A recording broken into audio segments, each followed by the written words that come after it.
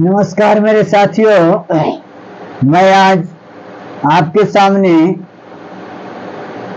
ऐसा सब्जेक्ट के लेकर के आया हूँ, ऐसा विषय के लेकर के आया हूँ जो आप पढ़ करके सुन करके अपने जीवन में नए दुनिया का प्रादुर्भाव कर पाएंगे।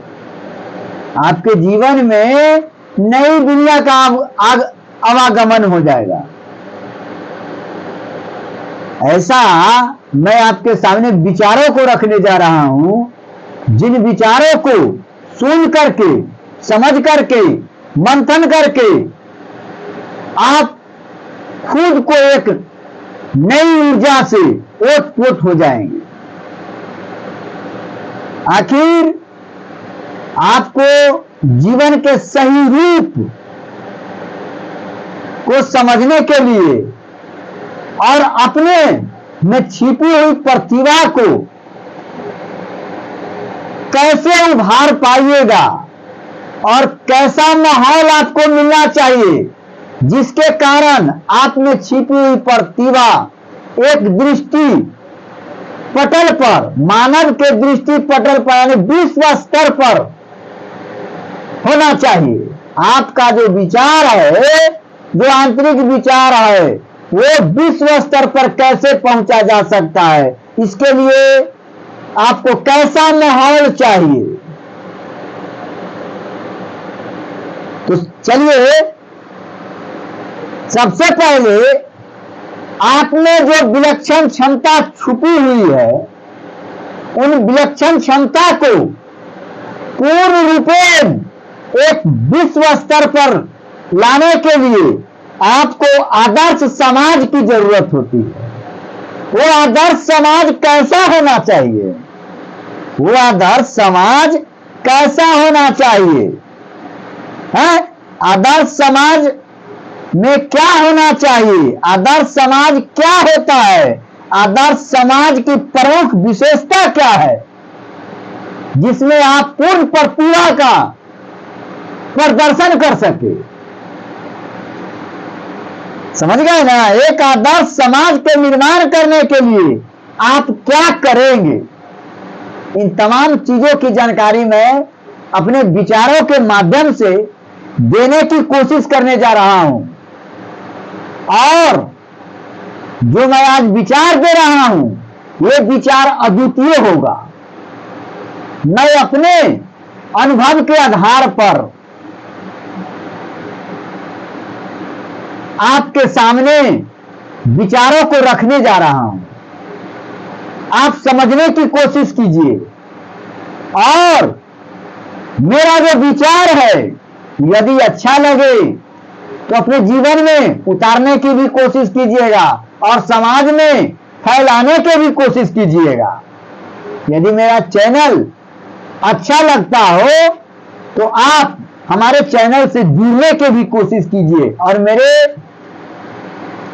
वीडियो को शेयर भी कीजिए, लाइक भी कीजिए, ताकि मेरा हौसला बने, मैं अपने विचारों को आपके सामने स्पष्ट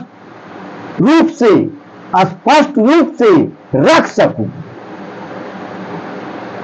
तो चलिए, मैं आपको अपने विचारों से रूबरू करा दूं कि आदर्श समाज कैसा होना चाहिए।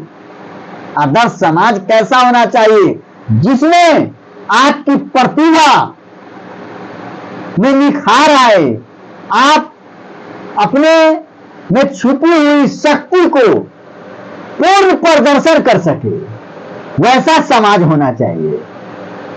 चलिए, मैं आपको वैसे ही समाज से आपको रूबरू कराने की कोशिश कर रहा हूं।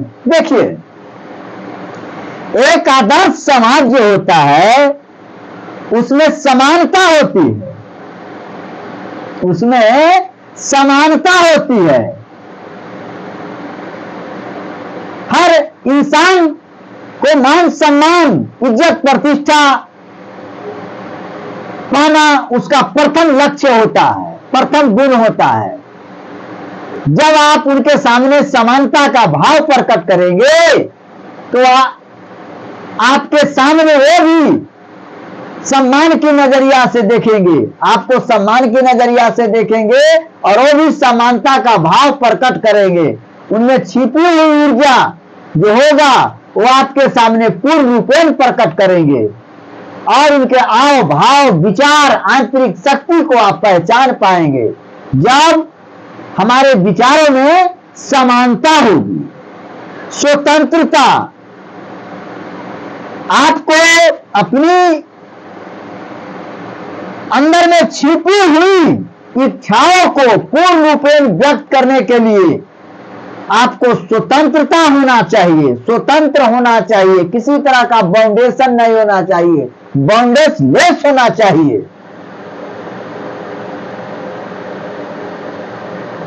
आपके ऊपर किसी तरह का बंध नहीं होना चाहिए, बंधन नहीं होना चाहिए। बंधन मुक्त होकर के जो इंसान अपनी इच्छा को व्यक्त करता है, प्रकट करता है, वो असलियत में उसका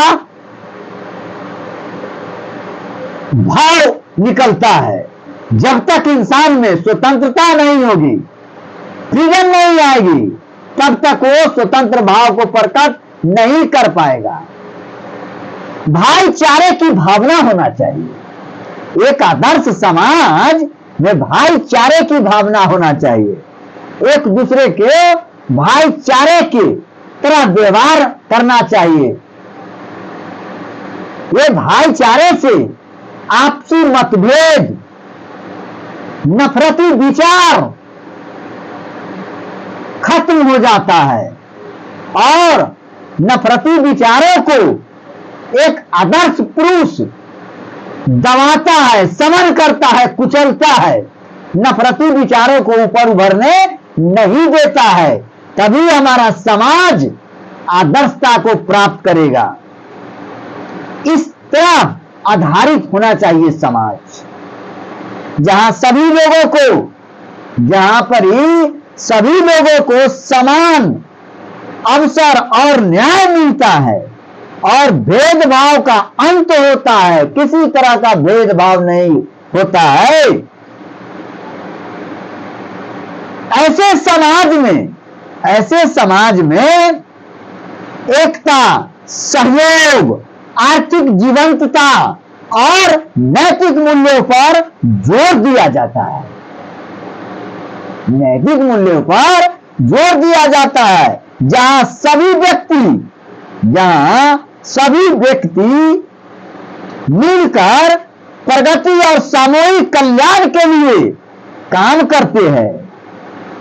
जो ही नैतिक मूल्यों पर आप जोर देंगे, जो ही समाज में यदि नैतिक मूल्यों पर जोर दिया जाए, तो क्या होगा? मतलब इस मूल्य पर विशेष रूप से जोर दिया जाए तो सभी व्यक्ति मिलकर प्रगति और सामूहिक कल्याण के लिए प्रशस्त होगा। हर व्यक्ति को कल्याण की भावना पैदा होगा, एक दूसरे को आगे बढ़ाने में सहयोग मिलेगा, सहयोग की भावना पैदा होगा। समझ गए ना? इस बात पर अमल कीजिएगा। जब तक आप एक दूसरे को सहयोग नहीं करेंगे, तब तक मानव का कल्याण नहीं होगा, मानव का विकास नहीं होगा, तो समाज का भी विकास नहीं होगा। समाज को सर्वांगीण विकास के लिए आर्थिक रूप से, मानसिक रूप से, शारीरिक रूप से, सामाजिक रूप से नफरती विचारधारा से ऊपर उठ करके सोचना होगा। तभी हमारा देश, हमारा समाज कल्याण के लिए उपयुक्त होगा और वह एक आदर्श समाज के रूप में उभरेगा। आदर्श समाज की विशेषता क्या है? क्या विशेषता है, समझने की जरूरत है। सबसे पहले वैसा समाज में, आदर्श समाज में समानता और न्याय ध्यान दीजिए मैं क्या बोल रहा हूं, समानता और न्याय क्या है? सभी के साथ जाति, धर्म, लिंग या आर्थिक स्थिति के आधार पर कोई भेदभाव नहीं होना चाहिए। यही हमारा समानता और न्याय है। क्या हमने कहा आपको? सभी के साथ, सभी के साथ मतलब मानव जाति के साथ, मानव जाति के और अलावा जीव जंतु के साथ। समझ गए ना? सभी के साथ जाति, धर्म, लिंग या आर्थिक स्थिति के आधार पर, आर्थिक स्थिति के आधार पर कोई भेदभाव, नफरती ताकत को उभरने नहीं देना है। समझ गए ना? भेदभाव नहीं होना चाहिए और सभी के समान अवसर, अधिकार और सम्मान मिलना चाहिए। सम्मान मिलना चाहिए, तभी ये आदर्श समाज होगा। दूसरा स्थिति क्या है? समझिए, उसको समझने की जरूरत है। स्वतंत्रता, स्वतंत्रता ना, स्वतंत्रता, फ्रीडम, फ्रीडमिज्म है। हर व्यक्ति को अपनी बात कहने और विचारों को व्यक्त करने के लिए भारत के प्रत्येक व्यक्ति को, समाज के प्रत्येक व्यक्ति को अपनी बात कहने के लिए और अपने विचारों को अभिव्यक्त करने के लिए स्वतंत्रता का होना बहुत जरूरी है। जब तक मानव में अपने विचारों को व्यक्त करने के लिए स्वतंत्रता नहीं दिया जाए, तब तक उसमें आंतरिक रहस्य जो छुपा हुआ है वो नहीं उभर पाएगा, जिसके कारण हमारा समाज अपाहिज हो जाएगा, मानव का विकास अपाहिज हो जाएगा। इसीलिए विचारों को व्यक्त करने के लिए स्वतंत्रता मिलनी चाहिए। भीमराव अंबेडकर ने भी कहा है कि मनुष्य को पूर्ण अभिव्यक्ति जब तक नहीं होता है, तब तक मानव समाज गुंडा बन करके रह जाएगा, क्योंकि मानव का विकास ही मनुष्य के आंतरिक विचारों पर आधारित होता है। जो मानव जीवन में अनुभव किया है, जब तक उन विचारों को किसी के साथ शेयर नहीं करता है, आदान प्रदान नहीं करेगा, तब तक हमारा समाज विकास से वंचित रह जाएगा। हमारा समाज, हमारी सभ्यता, संस्कृति गूंगी हो जाएगी, अपाहिज हो जाएगी। तब हमारे समाज की मानसिकता में कुंठितता आ जाएगी, वो समाज सड़ जाएगा, वो विकास सड़ा हुआ हो जाएगा, लकवा मार देगा, पैरालिसिस मार देगा। समाज जो हो जाएगा, क्या हो जाएगा? बंध्या हो जाएगा। समाज में नपुंसकता आ जाएगी। समझ गए ना? उखड़ा सा हो जाएगा समाज, उत्सर हो जाएगा समाज, उत्सर, जिसमें किसी प्रकार का फसल का आशा करना मुश्किल है। फसल वही खेत में हो सकता है जो खेत काफी ह्यूमस हो, उपजाऊ हो। तो समाज को उपजाऊ बनाने के लिए, नए नए फसल उपजाने के लिए हमारा समाज उन्नत होना चाहिए। समझ गए ना? तो जब तक समाज में अभिव्यक्ति की स्वतंत्रता नहीं मिलती है, तब तक समाज विकसित नहीं हो सकता है, हमारा राष्ट्र विकसित नहीं होगा। समझ गए ना? और मानवीय गरिमा का पूरी तरह से सम्मान किया जाता है। वैसा समाज आदर्श समाज कहलाता है। समझ गए ना? बंधुत्व और एकता, तीसरा नंबर हम जो बताने जा रहे हैं वो है बंधुत्व और एकता। समाज में एकता और भाईचारे की भावना होना चाहिए। समाज में एकता और भाईचारे की भावना होना चाहिए, जहां लोग एक दूसरे की मदद कर सके और एक दूसरे के साथ सद्भाव से रह सके ना, अच्छे ढंग से जीवन गुजर बसर कर सके। नैतिकता और मानवीयता आदर्श समाज का प्रमुख विशेषता क्या है? नैतिकता और मानवीयता। समाज के सदस्य नैतिक मूल्यों का पालन करना बहुत जरूरी होता है।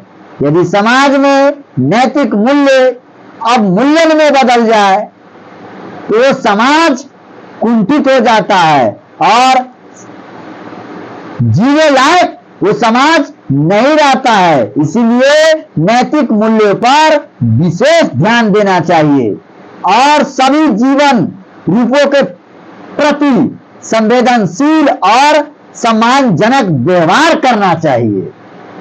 समझ गए ना? अगला हम बोलने जा रहे हैं आर्थिक विकास। आर्थिक विकास, इकोनॉमिक डेवलपमेंट। समझ गए ना? समाज आर्थिक रूप से जीवंत और समृद्ध होना चाहिए। समाज आर्थिक रूप से जीवंत और समृद्धवान होना चाहिए, जहां संसाधनों का समान वितरण होता है। जिस समाज में संसाधनों का समान वितरण होता है और सभी को आर्थिक लाभ के समान अवसर मिलते हैं, वो समाज आदर्श समाज कहलाते हैं। शिक्षा और जागरूकता, क्या बोले हम? शिक्षा और जागरूकता, एजुकेशन एंड क्या अवेयरनेस। समझ गए ना? तो समावेशी शिक्षा, समझ रहे ना? समावेशी शिक्षा क्या होता है? जब बीएड कीजिएगा तो उसमें समावेशी शिक्षा पढ़ाया जाता है। टीचर ट्रेनिंग कीजिएगा तो समावेशी शिक्षा पढ़ाया जाता है। समावेशी शिक्षा प्रणाली के माध्यम से बच्चों को छोटी उम्र से ही समानता, विविधता और सही सुनता का महत्व सिखाया जाना चाहिए। समझ गए ना? ये सब गुण को बच्चे से ही आदत डाल देनी चाहिए, उनको जीवन में उतारने के लिए प्रेरित करना चाहिए, ताकि बच्चा आगे चल करके सही भविष्य का निर्माण कर सके और अपने जीवन को खुशहाल बना सके। एक समतामूलक समाज का निर्माण करने के काबिल हो जाना चाहिए। वैसे समावेशी शिक्षा को बच्चों में डालना चाहिए। हर अभिभावक से लेकर के शिक्षक तक यह ज्ञान होना चाहिए। समझ गए ना? शांति और सौहार्द। अगला क्या हम बोलने जा रहे हैं? शांति और सौहार्द। क्या है शांति और सौहार्द? समाज शांतिपूर्ण होता है जहां, समाज शांतिपूर्ण वही होता है जहां लोग सही उनका के साथ सह अस्तित्व में रहते हैं। सह अस्तित्व में रहते हैं, समझते हैं ना? उनका अस्तित्व साथ में होता है और सभी जीवन रूपों के परस्पर संबंध स्वीकार करते हैं। जीवन क्या है, इनका रूप क्या है, ये परस्पर संबंध को स्वीकारते हैं। सामूहिक विकास, सामूहिक विकास क्या है? Group development. सामूहिक विकास, ग्रुप डेवलपमेंट क्या है? चलिए समझिए इसको भी। सभी सदस्य एक सामान्य उद्देश्य से प्रेरित होते हैं। समाज के जो सदस्य होते हैं एक सामान्य उद्देश्य होता है। समाज का, आदर्श समाज का एक उद्देश्य होता है, उससे प्रेरित होते हैं और सामूहिक विकास तथा समृद्धि के लिए मिलकर काम करते हैं, सोशल मैनेजमेंट करते हैं। जो मेरा समाज कैसे डेवलप होगा उसके लिए प्री प्लानिंग तैयार करते हैं, वो आदर्श समाज कहलाते हैं। समझ गए? तो आपको हमने बहुत बेहतरीन ढंग से समझाया। पूरी वीडियो को देखने की कोशिश कीजिएगा, मेरे विचारों को समझने की कोशिश कीजिएगा। चलिए मैं इसी के साथ अपने विचारों को विराम देता हूं। जय हिंद, जय बहुजन समाज, जय मूल निवासी। मेरा यदि विचार गलत होगा तो कमेंट करके बताइएगा, सजेशन देने की कोशिश कीजिएगा ताकि मैं अपने विचारों में संशोधन ला सकूं। जय हिंद, जय मूल निवासी, जय बहुजन समाज।